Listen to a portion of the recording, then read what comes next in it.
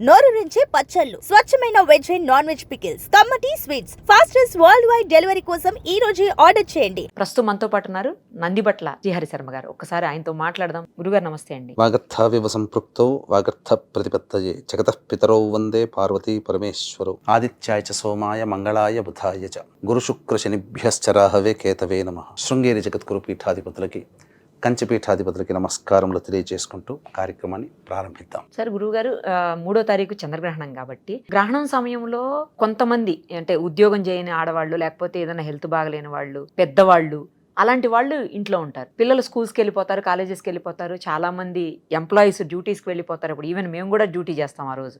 చాలా మంది పోలీసులు కావచ్చు, అన్ని డిపార్ట్మెంట్స్ వాళ్ళు. తర్వాత చాలా మంది జర్నీలో ఉంటారు, బస్సుల్లో, ట్రైన్స్లో, ఫ్లైట్స్లో, ఇలా ఎలా పడితే అలా ఉంటారు. వీళ్ళందరికీ ఆ కార్యక్రమం ఎప్పుడైతే 3:19 నుంచి 6:19 వరకు ఉందో ఆ సమయంలో గ్రహణానికి సంబంధించినటువంటి దోషాలు రాకుండా ఉండాలంటే కొన్ని చర్యల్ని పాటించాలి అని అనుకుంటారు. కానీ ఎలా సాధ్యమవుతుంది? మరి వాళ్ళకి ఏమన్నా ఎఫెక్ట్ అవుతుందా అప్పుడు? అంటే మీరన్నది కూడా సబబుగానే ఉందాం. ఎందుకంటే చాలా మంది వాళ్ళ దైనందిన జీవితంలో బిజీ లైఫ్లో ఉంటారు. ఉద్యోగాలు చేసేవాళ్ళు, వ్యాపారం చేసేవాళ్ళు, జర్నీలో ఉండేవాళ్ళు, transport, road transport, bus stand, railway, flight, ఇలా ప్రతి చోట కూడా చాలా మంది హాస్పిటల్స్లో అందరూ కూడా బయట తిరుగుతారు.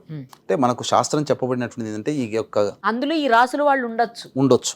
ఈ గ్రహణ సమయంలో బయట తిరగకూడదని, పట్టు విడుపు స్నానాలు చేయాలి. అయితే పట్టు విడుపు స్నానం అనేటువంటిది చేయాలనే కోరిక ఉంటుంది, కానీ బిజీ స్కెడ్యూల్ వల్ల బయట ఉండాల్సిన పరిస్థితి వస్తుంది. అటువంటి వాళ్ళు ఏం చేస్తే ఆ యొక్క మనం ఇంట్లో ఉండి స్నానం ఆచరించి, పట్టు విడుపు స్నానం ఆచరించి దైవనామస్మరణ చేసిన ఫలితాన్ని మనం ఎలా పొందుతామో కూడా మనకు శాస్త్రంలో మనకు చెప్పబడి ఉంది. అంటే శాస్త్రంలో చెప్పబడి అంటే ఇదంతా కూడాను అపాయంలో ఉపాయం లాంటిది అంతే.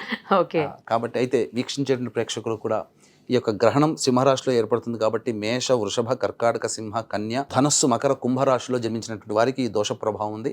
పైగా ఏలినాటి శని ప్రభావం కూడా ఈ రాశిలో వాళ్ళకి ఎక్కువగా ఉంటుంది. కాబట్టి ఈ యొక్క గ్రహణ దోష నివారణార్థమే మార్చి 4వ తారీఖు రోజున సాయంకాలం 6 గంటలకి మన పీఠమాధురంలో గ్రహణ దోష నివారణ పూజలు, హోమాలు జరిపించి శక్తిపాతం చేసినటువంటి కరుంగలి మాల ఇవ్వడం జరుగుతుంది.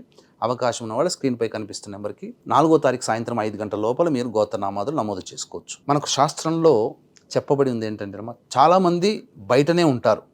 ఇటువంటి వాళ్ళు ఎలా చేయాలి అంటే ఆ రోజు గ్రహణం కాబట్టి ఒక చిన్న వాటర్ బాటిల్ 5 రూపీస్ పెడితే వస్తుంది. ఆ వాటర్ బాటిల్ మనం క్యారీ చేసుకోవాలమ్మా. గ్రహణం ఇదంతా ఎవరి కోసం అంటే నిజంగా ఆచరించాలి, దైవతానుగ్రహాన్ని పొందాలి. నేను బయట ఉన్నా కానీ నేను చేసుకొని తరించాలి, నాకు అవకాశం లేక నేను బయట ఉన్నాను, లేకుంటే ఇంట్లో ఉండి చేసుకునేవాడిని, పూజ చేసుకునేవాడిని, జపం చేసుకునేవాడిని, అలా అనుకొని భావించేవాళ్ళు, దైవానుగ్రహం కావాలనుకునే వాళ్ళు ఈ నియమాన్ని పాటిస్తే చాలమ్మా. ఆ బాటిల్లో 3:19 కదమ్మా, ఆ బాటిల్లో కొన్ని నీళ్లు తీసుకుని ఆ 3:19 కల్లా శిరస్సున గాయత్రి మంత్రంతో ఒక 3 సార్లు చల్లుకొని మళ్ళీ నీళ్లు తీసుకొని పుండరీకాక్ష పుండరీకాక్ష పుండరీకాక్ష అని నీళ్లు చల్లుకొని తదనంతరం మళ్ళీ ఇంకొక తడవ నీళ్లు తీసుకొని ఆ నీటి ద్వారా మన కుడి బొటన వేలు, ఎడమ బొటన వేలుని తడుపుకుంటే చాలు. అది పట్టు స్నానముగానే, స్నానం ఆచరించిన ఫలితమే. నీళ్లు కూడా దొరకవండి అన్నప్పుడు విభూతి, ఇప్పుడు మనం రాసుకున్న విభూతి కదా, విభూతి స్నానం అయినా కానీ చేయొచ్చు. ఇది కూడా లేదండి, మృత్తికా స్నానం అని చెప్పబడింది. మనం ఎవరూ మనుషులు తొక్కనటువంటి మట్టి ఉంటుంది కదా రోడ్డు మీద ఎక్కడనో చెట్టు దగ్గర, ఆ చెట్టుని ఆ మట్టిని స్నానం ఆచరించినట్టుగా పెట్టుకున్నా చాలా. మృత్తిక ఇప్పుడు అడవుల్లో పోయే వాళ్ళు, ఇప్పుడు ఋషులు మునులు నీళ్లు దొరకవు, వాళ్ళు అడవి గుండా ప్రయాణం చేస్తారు. నిత్య స్నాన సంధ్యాది కార్యక్రమాలు ఎలా చేయాలి? వాళ్ళు ఆ మృత్తికనే రాసుకొని స్నానం ఆచరించగా భావించి నిత్య నైమితిక కర్మలు చేసేవాళ్ళు. మునీశ్వరులు, ఋషులు తపస్సులు చేసేవాళ్ళు నీళ్లు లేని సమయంలో. ఇలా కాబట్టి ఈ విధంగానైనా చేయవచ్చు. ఆ విధంగా ఆ 3:19 నుంచి సాయంకాలం రాత్రి 6:47 వరకు ఉంటుంది కదమ్మా. ఈ సమయంలో ఎంత జాబ్ చేస్తున్న వాళ్ళైనా ఏదైనా కొంత ఫ్రీ టైం ఉంటుంది. ఆ టైంలో ఇష్టదేవత ఆరాధన, ఇష్టనామాన్ని శివ, శంకరాయ నమః, నారాయణాయ నమః, శ్రీమాత్రే నమః అంటూ ఎన్నిసార్లు వీలైతే జాబ్ చేస్తూ కూడా, పని చేస్తూ కూడా మనం చేసుకోవచ్చు.